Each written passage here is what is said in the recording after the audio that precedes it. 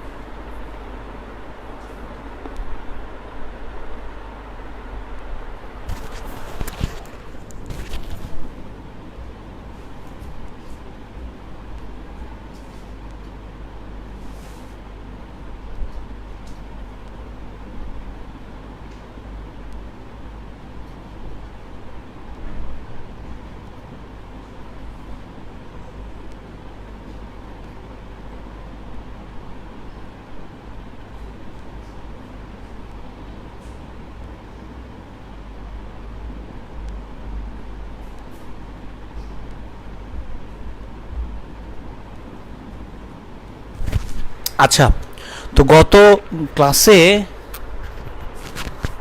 আমরা ফিল্ডিং পর্যন্ত, Henry fielding পর্যন্ত আপনাদেরকে পড়া দেওয়া হয়েছিল।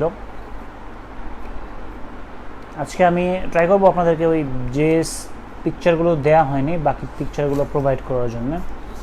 এই চ্যাপ্টার আমাদের মোটামুটি শেষ, আর হয়তোবা দুই একজন সাহিত্যিক, খুব বেশি পড়া নেই। রুশো আর ভল্টেয়ার, ওয়াল্টার স্কট, আর এদিকে হচ্ছে জাস্ট থমাস গ্রে। আচ্ছা দেখুন, আমরা থমাস গ্রেটা যদি মনে রাখতে চাই, গ্রেভিয়ার্ড পয়েট, এই যে গ্রেভের গ্রে ওয়ার্ডটা কিন্তু মানে মোটামুটি গ্রেভের 5টা লেটারের মধ্যে এখানে 3টা লেটারে আছে। থমাস গ্রের গ্রেভিয়ার্ড পয়েট নামে খ্যাত উনি। আর হচ্ছে elegy, written in a country churchyard, এটাও চার্চইয়ার্ড সম্পর্কে। এলিজি ওয়ার্ডটা আপনারা অনেকেই জানেন, এটা হচ্ছে মানে শোকগীতি, মানে মানুষ যখন মারা যায় তখন শোককে প্রকাশ করার জন্য যে গীত, সং, এটাকে বলা হয় এলিজি। তো এটা খুব সহজেই মনে রাখা যাবে, কোনো সমস্যা নেই। ওয়াল্টার স্কট, আচ্ছা ওয়াল্টার স্কটের 3টা আছে। আইভানহো হচ্ছে তার শ্রেষ্ঠ উপন্যাস হচ্ছে আইভানহো। ফেমাস ওয়ার্কের মধ্যে প্যাট্রিয়টিজম আছে, ওয়েভারলি আছে, এগুলো হচ্ছে উপন্যাস। 2টা উপন্যাস, শ্রেষ্ঠ উপন্যাস, এই 3টা উপন্যাসের নাম এখানে আছে। আপনারা দেখুন, এটা মনে রাখার একটা স্কোপ হতে পারে এরকম যে আপনার স্কচ নামটার সাথে অ্যাড্রেস কিনা। স্কচ বলা হয় যে নর্মালি গ্লাসের মধ্যে কিছু স্পেসিফিক গ্লাস আছে, ওই গ্লাসের মধ্যে মদের,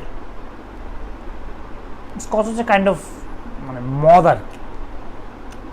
তো দেখুন, কেউ যদি নতুন করে মদ খেতে চায়, প্রথম ঢোকটা গিলার পরে কিন্তু তার ঝাঁঝালো হওয়ার কারণে চোখ দিয়ে পানি আসতে পারে, কেন উইপ মানে কান্না। তো আপনারা এটাকে মনে করেন WIP, ডব্লিউ দিয়ে হচ্ছে ওয়েভারলি, আই দিয়ে হচ্ছে আইভানহো, পি দিয়ে হচ্ছে প্যাট্রিয়টিজম। মনে রাখার চেষ্টা প্রসেস, আপনারা নিজের মতো করে সাজাতে পারেন, it's up to you, really depends upon you, but আপনারা উইপ ওয়ার্ডটা, উইপ মানে কান্না, WEEP যেটা উইপ, তো সেটা হয়তো বা এক্স্যাক্টলি না, WIP এখানে আছে। সেই হিসাবে ওয়াল্টার স্কটকে আপনারা স্মরণ রাখতে পারেন। রুশো আর ভল্টেয়ার, এই 2টা থেকে 2-1টা ইনফরমেশন আছে। রুশো বড় হয়েছে ফরাসি দার্শনিক, ফরাসি বিপ্লব যে হয়েছিল এটার অগ্রগতি আপনারা অনেকেই জানেন, এটা রুশো আর ভলটেয়ারের কাহিনী। ফরাসি বিপ্লবে ওনাদের রাইটিংস খুব ভালো ভূমিকা রেখেছিল। রুশোর হচ্ছে সোশ্যাল কন্ট্রাক্ট বিখ্যাত গ্রন্থ, আর ভলটেয়ারের হচ্ছে কি ক্যান্ডিড ভলটেয়ার। এটা আপনার লিঙ্ক করে নিন যে কোনোভাবে। যেমন ধরুন ক্যান্ডিড মানে, ক্যান্ডিডের ইংলিশ ওয়ার্ডের মিনিং কি? ক্যান্ডিড মানে হচ্ছে যে স্পষ্টভাষী বা স্ট্রেট ফরওয়ার্ড টাইপের টকিং করে, না লুকিয়ে, এই টাইপের লোকে বলা হয় ক্যান্ডিড। মানে এই যে এক্সপ্রেশনটা, এটাকে বলা হয় ক্যান্ডিড। স্মরণে রাখতে পারেন আপনারা। এখন আজকে আপনারা যেটা করবেন, আমরা 34 পর্যন্ত আজকে পড়ব। এই জন্যে আপনারা 1 to 10 ইউ স্টার্ট স্টাডিং। যারা সাজিয়েছিলেন তাদের জন্য সহজ হবে, যারা সাজান নাই তারাও চেষ্টা করেন যাতে এটা এখন স্টাডি করে নেওয়া যায়, অ্যাটলিস্ট ট্রাই। এই 10টা শেষ করার জন্য আপনাদের সময় হচ্ছে অনলি 5 মিনিটস। নিউ ক্লাসিক্যাল পিরিয়ডের আপনাকে 5 মিনিটস টাইম দেওয়া হল। ট্রাই।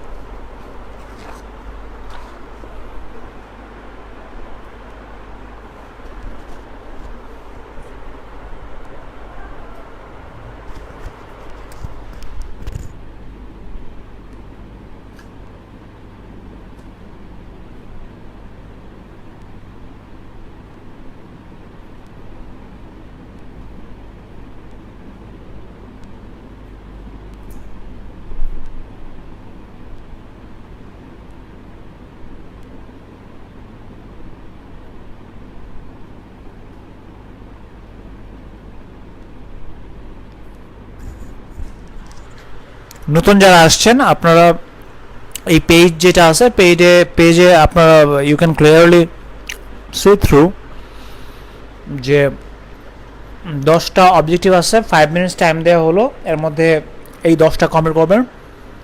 আরও আমরা 2টা পেজ আজকে স্টাডি করে নেব। Every one of you just try to memorise.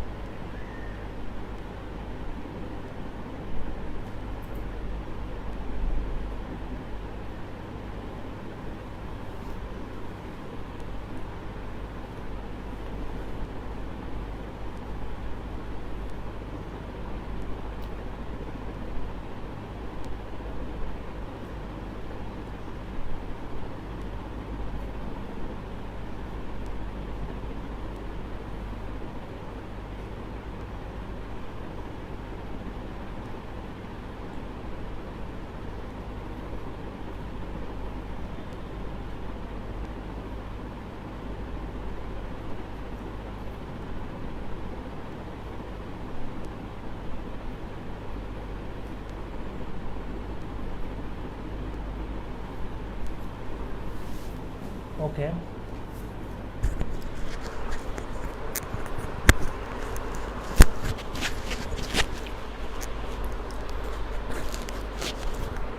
ঠিক আছে। তো যারা অতটুকু পর্যন্ত স্টাডি করেছেন, আমরা আর এক পেজ পড়ব, তারপরে আমরা আমাদের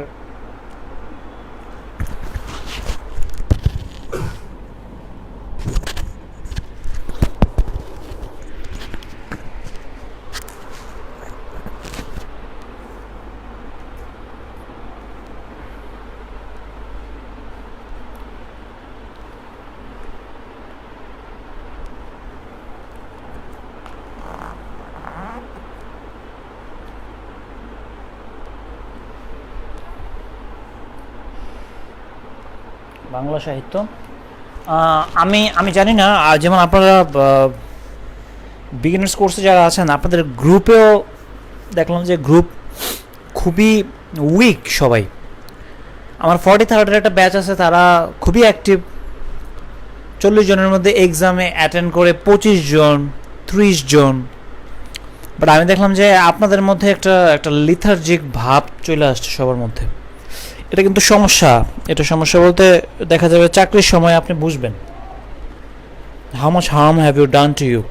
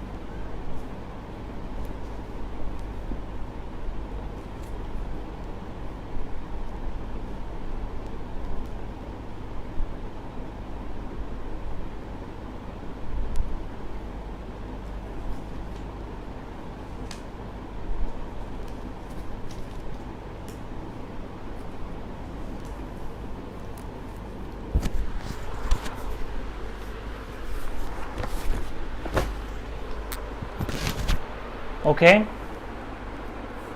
আপনারা যারা স্টাডি করেছেন স্টান, আপনাদেরকে আমি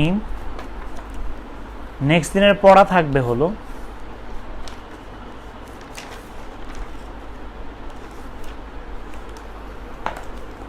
আজকে আপনারা হয়তোবা 20 পর্যন্ত বা যতটুকু পড়েছেন, মানে 45টা অবজেক্টিভ আছে। 45 যে 2-3 জন সাহিত্যিক সম্পর্কে বলেছি, ভলটেয়ার, রুশো, তারপরে এই যে গ্রেভ সম্পর্কে যিনি ই করেছিলেন, তারপর হচ্ছে চার্চিয়ার্ড, এরকম 2-3 জন সাহিত্যিকের পড়া থাকবে। আর অ্যাট দ্য সেম টাইম এটা 45টা অবজেক্টিভ আছে, এই 45টা অবজেক্টিভ পড়বেন। আমরা নেক্সট দিন রোম্যান্টিক পিরিয়ড স্টার্ট করবো ইনশাআল্লাহ। রোম্যান্টিক পিরিয়ডে কিছু সাহিত্যিক আছে যেগুলো থেকে প্রশ্ন আসে অনেক বেশি, আমরা আস্তে আস্তে এগিয়ে নেব। সিনসিয়ার যারা, try to go with me, আপনারা ভালো করবেন ইনশাআল্লাহ। আচ্ছা, বাংলা আমাদের if we check the routine part.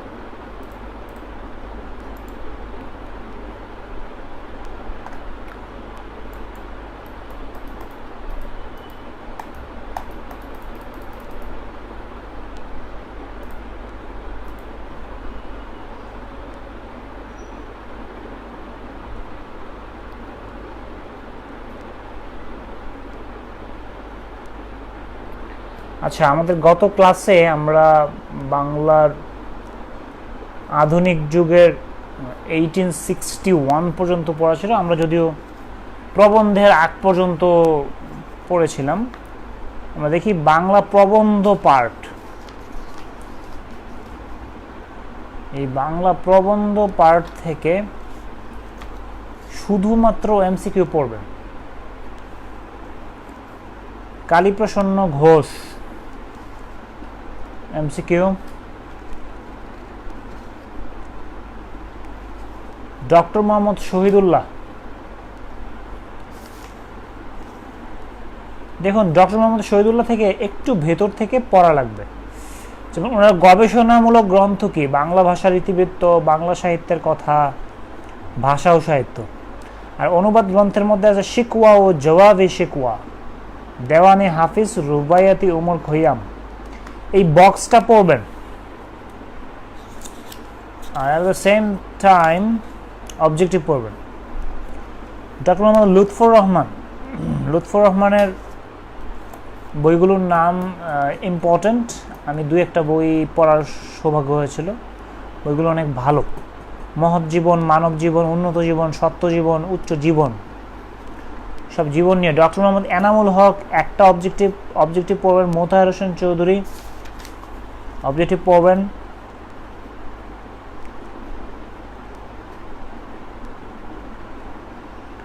Mohammad Abdul Hai, doctor Ahmad Sharif, Abdullah Almuti Sharfuddin, Badruddin Umar objective. বিখ্যাত প্রবন্ধ, বিখ্যাত প্রবন্ধ পার্ট থেকে অবজেক্টিভ পড়বেন শুধু। কাব্য, Madanmohan Tarkalankar objective. Rangalal Bandyopadhyay objective. Krishnachandra Majumdar objective. বিহালি, এগুলো ছোট ছোট জাস্ট সাহিত্যিকের উপরে 3-4টা করে অবজেক্টিভ আছে। হেমচন্দ্র বন্দ্যোপাধ্যায় এমসিকিউ পড়বেন। কায়কোবাদ এমসিকিউ। কামিনী রায়, রজনীকান্ত সেন এমসিকিউ। যতীন্দ্রমোহন বাগচি, কুসুম কুমারী দাস এমসিকিউ সব। শেখ ফজলুল করিম, সুকুমার রায়, মোহিতলাল মজুমদার, একটা করে অবজেক্টিভ এমসিকিউ। আচ্ছা, এখন জীবনানন্দ দাশ থেকে একটু পড়তে হবে। কোথায় জন্ম, টাইটেল কি, তারপরে মার্কিন কোন গবেষক গবেষণা করেছেন, এগুলা জীবনানন্দ দাশ থেকে পড়তে হবে। এই প্যারা সবটা।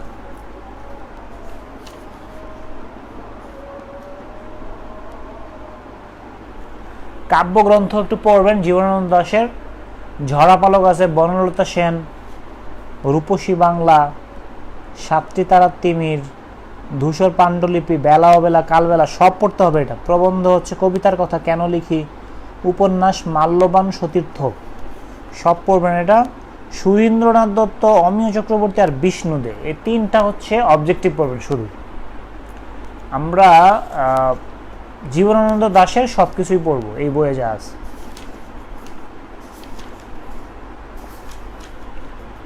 আর বাকি হচ্ছে অবজেক্টিভ। বন্দে আলী মিয়া অবজেক্টিভ। কবি ফররুখ আহমেদ একটু ভেতরে পড়তে হবে। ফররুখ আহমেদের জন্ম কোথায়? যশোরে, বর্তমান মাগুরা। কাব্যগ্রন্থ কি কি? সাতসাগরের মাঝি, তারপরে হচ্ছে হাতেম তাই, সিরাজ মুনিরা, সিন্দাবাদ, নৌফেলো হাতেম, শিশুতোষ হচ্ছে পাখির বাসা ইত্যাদি। ফররুকের সব পড়বেন, নামগুলো জাস্ট। আর হচ্ছে এমসিকিউ পোর্শন, সুভাষ মুখোপাধ্যায়, আবুল হোসেন মিয়া, সুকান্ত ভট্টাচার্য, এদের সবার হচ্ছে MCQ. Mahbubul Alam Chowdhury MCQ, Abu Zafar Obaidullah MCQ,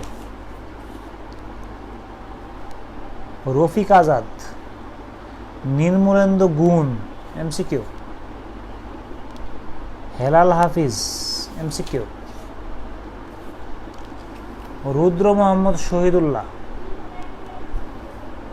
তারপরে এখানে কাব্যগ্রন্থের একটা পার্ট আছে, কাব্যগ্রন্থ, সব হচ্ছে এমসিকিউ। আমরা যেগুলো দাগায় দিচ্ছি স্পেসিফিকলি সেগুলো ছাড়া বাকি সবগুলো হচ্ছে এমসিকিউ পড়তে হবে। এটা হচ্ছে কি, এটা হচ্ছে সাহিত্যিকদের উপাধি, এমসিকিউ পড়বেন। উপাধি, বাংলার মিল্টন, বাংলার স্কট, মজা এগুলা। সাহিত্য সম্রাট, ভোরের পাখি, সব হচ্ছে এমসিকিউ পড়বেন।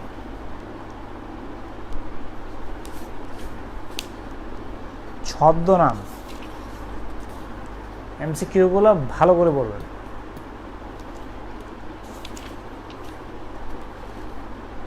ভাষা আন্দোলন ভিত্তিক সাহিত্য, মুক্তিযুদ্ধ বিষয়ক গ্রন্থ, এগুলো সব হচ্ছে এমসিকিউ। বাংলা সাহিত্যের দিকপাল, ঈশ্বরচন্দ্র বিদ্যাসাগর এমসিকিউ।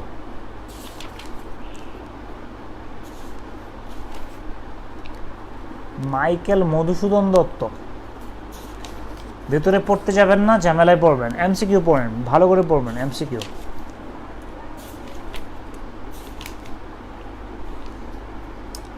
আচ্ছা, এই পর্যন্তই থাকবে আমাদের, the thing is marked already, এই পর্যন্তই থাকবে। আমরা হচ্ছে মাইকেল মধুসূদন দত্ত পর্যন্ত, নাকি মাইকেল মধুসূদন দত্ত পর্যন্ত নেক্সট দিন পড়া থাকবে। আমরা সঞ্জীব চন্দ্র চট্টোপাধ্যায় থেকে নেক্সট দিনের পড়া আমরা স্টার্ট করব।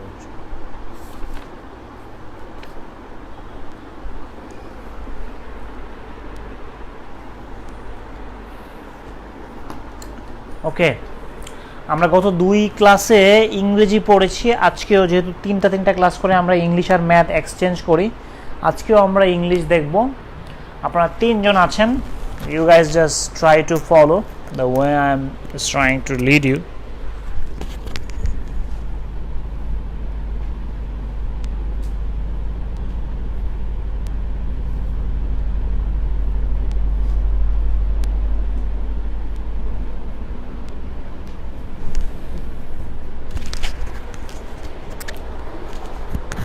গত ক্লাসে আমরা ভয়েস দেখেছিলাম, ভয়েস। আমি জানি না আপনারা যে 3 জন এখানে আছেন আপনারা গত ক্লাসে ছিলেন কিনা।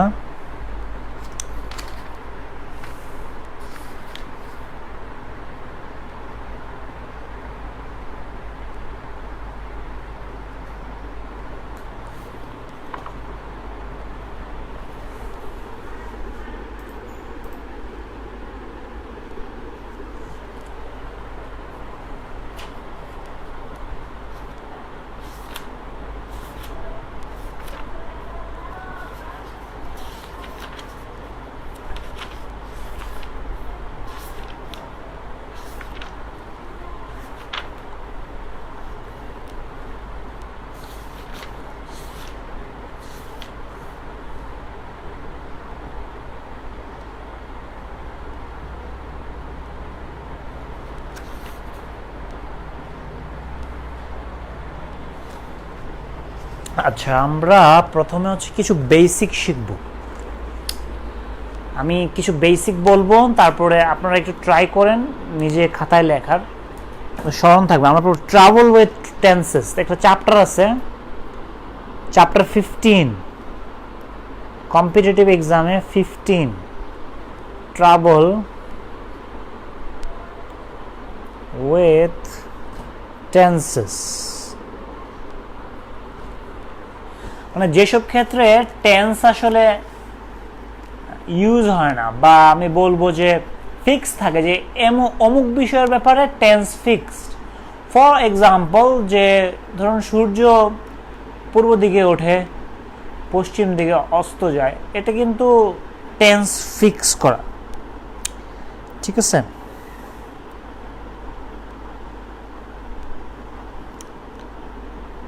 আচ্ছা, যেমন আমরা যদি রুল নাম্বার 1 দেখি, যেসব কাজ অভ্যাসগত হয়, হ্যাবিচুয়াল, অভ্যাসগত, হ্যাবিচুয়াল,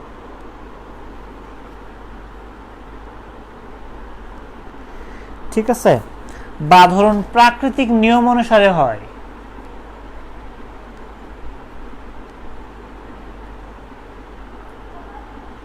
ঠিক আছে, বা যেগুলোকে ধরুন চিরন্তন সত্য বলে, আপনারা অফকোর্স গেস করতে পারতেছেন এটা কি হবে, এগুলো কিন্তু প্রেজেন্ট ইনডিফিনিট টেন্স।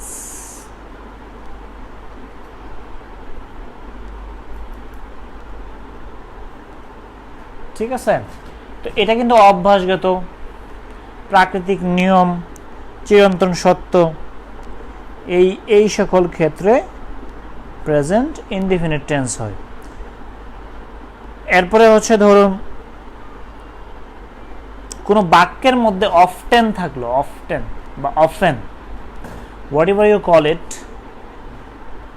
অফেন থাকলে বাক্যটি প্রেজেন্ট ইনডিফিনিট টেন্স হয়। অফেন থাকলে প্রায়, যে আমি এটা প্রায়ই করি, ঠিক আছে, সেটা কিন্তু প্রেজেন্ট ইনডিফিনিট টেন্স।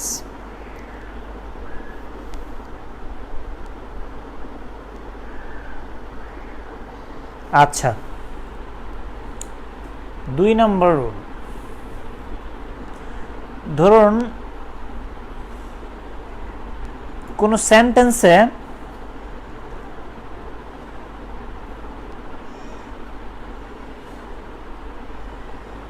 যারা আছে, যেই কিছু কিছু ওয়ার্ড আছে যেগুলো কন্টিনিউয়াস হয় না, যেমন ধরুন আমি বললাম যে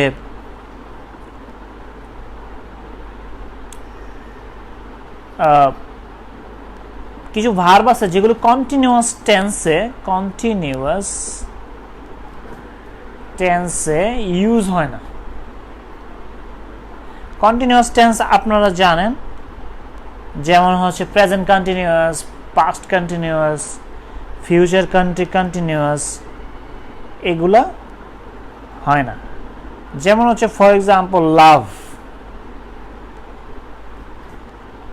ঠিক আছে, তারপর ধরুন হেট, আই এম লাভিং হিম, এই টাইপের সেন্টেন্স কিন্তু নর্মালি ইউজ হয় না।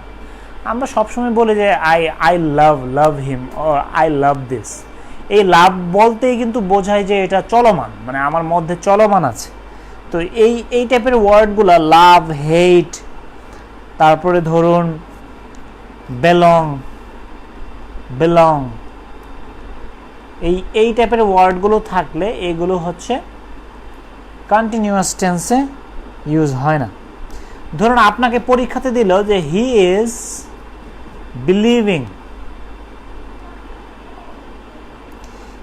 বিলিভিং মি নাও, তো আমরা জানি যে নাও থাকলে কিন্তু কন্টিনিউয়াস টেন্স হয়। এখন ধরুন এই যে লাভ, হেট, বিলং, তারপরে বিলিভ, তারপরে নো, সি, হেয়ার, এই টাইপের ওয়ার্ডগুলো স্মরণ রাখতে হবে। এই ওয়ার্ডগুলো কন্টিনিউয়াস ইউজ হয়। যেমন পরীক্ষাতে থাকবে যে he is believing me now, এখানে ভুল আছে কোথায়? এটা কিন্তু he is believing me now হবে না, so he believes me now.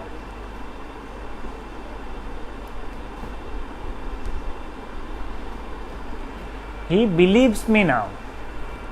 তাহলে এই ওয়ার্ডগুলো মার্ক করে রাখতে হবে।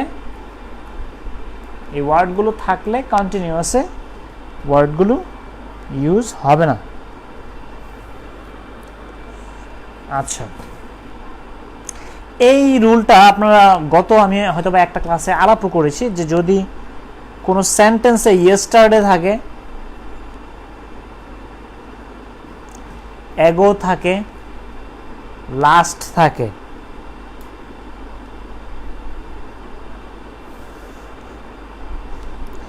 যদি থাকে তাহলে সেন্টেন্সটা পাস্ট ফর্মে হবে, পাস্ট ইনডিফিনিট হবে। ঠিক আছে? তো যদি বলেন, যেমন পরীক্ষা যদি আসে, I have received your letter yesterday, এটা দিয়ে বলবে যে এটার কোথায় কোথায় ভুল আছে, অথবা আপনাকে বলবে যে নিচের কোন সেন্টেন্সটিতে ভুল আছে। তা আপনি যদি না জানেন যে ইয়েস্টারডে থাকা মানে কিন্তু পাস্ট ইনডিফিনিট, আর এটা কি প্রেজেন্ট পারফেক্ট টেন্সে আছে, তাহলে এটা কি হবে? তাহলে এটা হবে I received your letter yesterday, right? তার মানে আপনাকে মনে রাখতে হবে yesterday, ago, last, এই টাইপের ওয়ার্ড যদি কোনো সেন্টেন্সে থাকে তাহলে ওইটা পাস্ট ফর্মে হবে।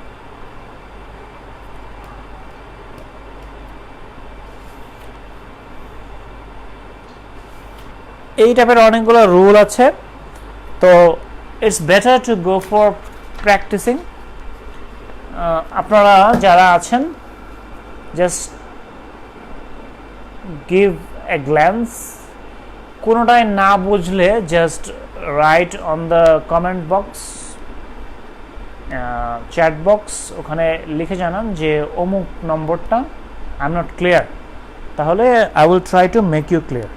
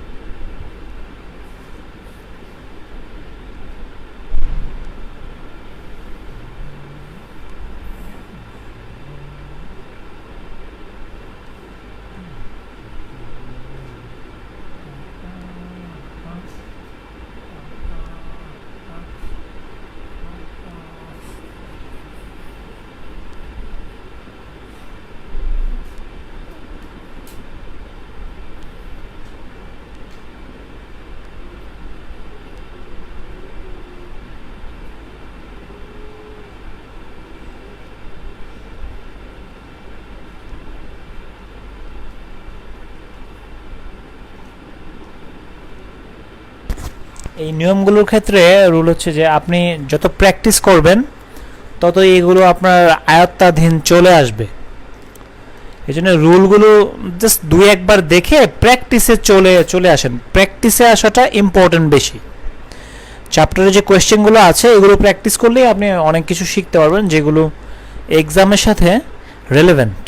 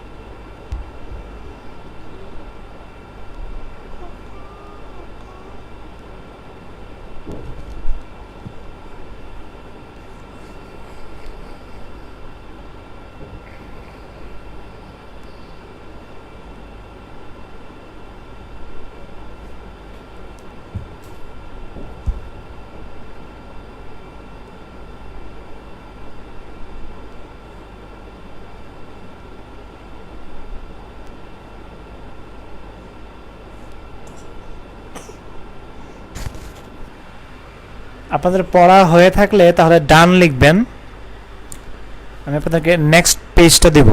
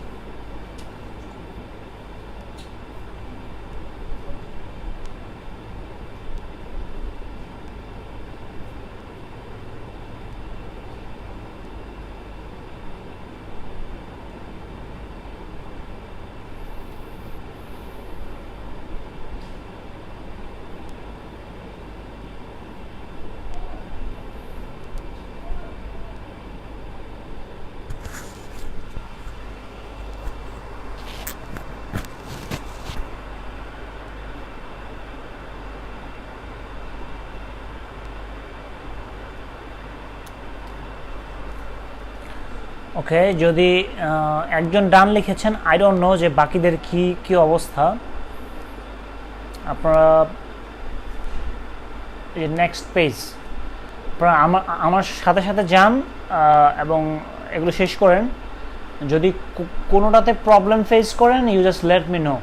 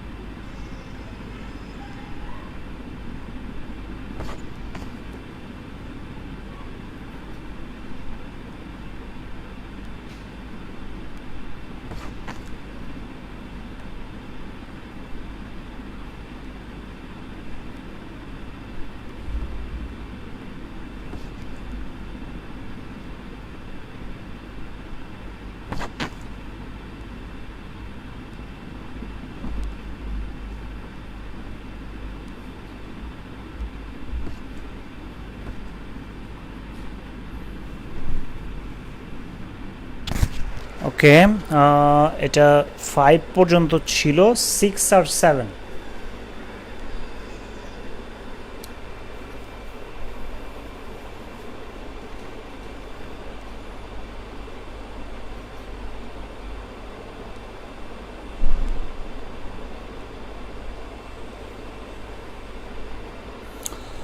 এগুলো হচ্ছে প্র্যাকটিস। আপনি ইংলিশে আপনি যদি প্র্যাকটিস করেন তাহলে অনেক ভালো করতে পারবেন। আমার জব হচ্ছে জাস্ট আপনাকে ওয়েটা শো করে দেয়া। ইংলিশ মোটামুটি ভাস্ট, এখানে অনেক কিছুই পড়া আছে। আপনি যদি ধরেন 2-3 বার করে প্রতিটা চ্যাপ্টার একটু স্টাডি করতে পারেন এবং মার্ক করতে পারেন যে কোনটা টাফ, 3 বার লাগবে না, 2 বার যদি পারেন পড়তে তাহলে চলবে। মার্ক করে যাবেন যেটা টাফ মনে হবে, তারপর আপনারা রিভাইজ যখন দিবেন তখন টাফ যেটা আছে সেটা একটু স্ট্রিক্টলি পড়বেন।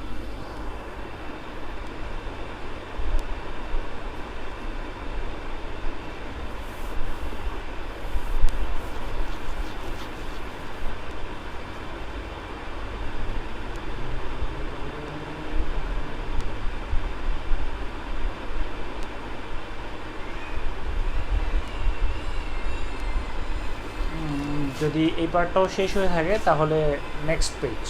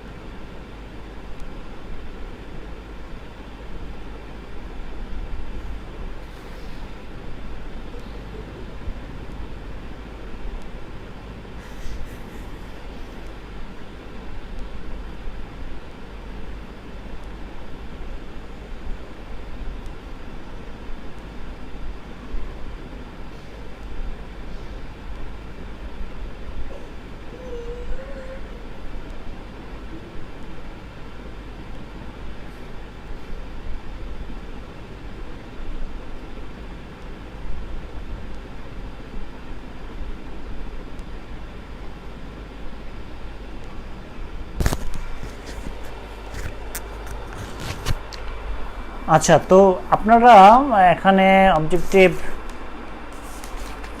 আছে হলো 61, আর এই পার্টটাতে হয়তো বা আছে প্রায় 70, আর প্রথম পার্টে হয়তো বা 10-15, সব মিলিয়ে হয়তো বা 140 বা 150 আর কি হবে।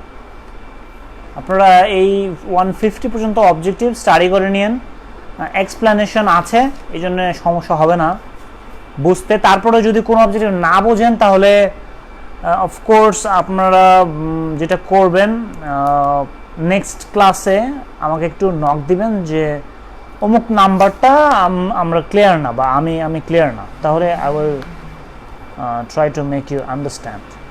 তাহলে ইংরেজি আজকে এই পার্টটা থাকবে পড়া নেক্সট দিনের জন্য। ট্রাভেল উইথ টেন্স, আমরা আস্তে আস্তে আস্তে আস্তে মোটামুটি ভালো একটা লেভেলে আমাদের ইংলিশ স্টাডিটা নিয়ে যেতে পারবো। আমাদের ফ্রেজ ইডিয়ম শেষ, অ্যাপ্রোপ্রিয়েট প্রিপোজিশন, সিনোনিম কি পড়ানো হয়েছে আপনাদের? সিনোনিম, অ্যান্টোনিম না পড়ানো থেকে আমরা পরে ধরবো এগুলি আস্তে আস্তে, জাস্ট শো করে দেয়া। তো আপনারা স্টাডি করে থাকুন, আর পরীক্ষার কোয়েশ্চেন যেগুলো আপলোড করা আছে সেগুলা পরীক্ষা দেন রেগুলারলি, আর আপনারা স্টাডি করুন। Thank you very much.